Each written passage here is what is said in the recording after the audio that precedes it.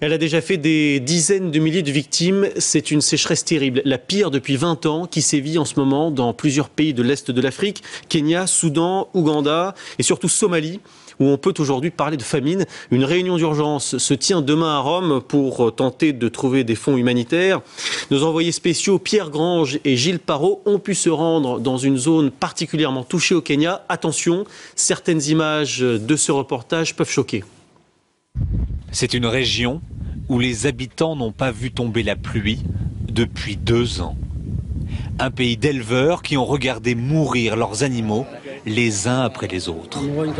Tous les enfants restent là car ils ne vont plus à l'école. Leurs parents ont du mal à s'occuper d'eux car ils souffrent trop de la faim et de la soif. À l'hôpital, beaucoup d'enfants déshydratés arrivent trop tard. Ils n'ont plus la force d'avaler quoi que ce soit. Les médecins n'imaginaient pas revoir des bébés aussi fragiles, comme à l'époque des grandes famines dans les années 80. Ce père a marché 20 jours d'affilée avec son petit garçon en plein désert. Juste à côté, cette mère est partie sans aucune réserve. Sur la route, on nous a juste donné un petit peu d'eau, c'est tout. Des hommes politiques du monde entier viennent se rendre compte de la situation. Voilà le ministre français de l'Agriculture. Il veut s'attaquer à la spéculation sur le prix du blé et du maïs. La spéculation sur les matières agricoles, c'est la spéculation sur la faim dans le monde. La spéculation sur les matières agricoles, c'est la spéculation sur toute la misère que nous venons de voir dans ces camps.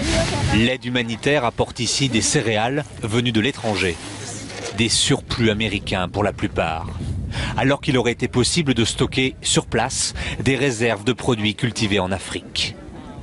Il faut qu'il y ait des réserves prépositionnées. Si on avait eu des réserves prépositionnées ici, dans la Corne de l'Afrique, on aurait sans doute évité des dizaines de milliers de morts.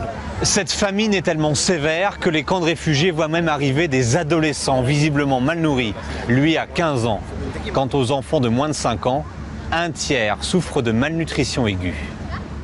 Une image de Madrid maintenant, où se déroule en ce moment même la grande marche des indignés. Ils sont plusieurs milliers à défiler dans les rues pour dénoncer les effets de la crise et surtout la hausse du chômage.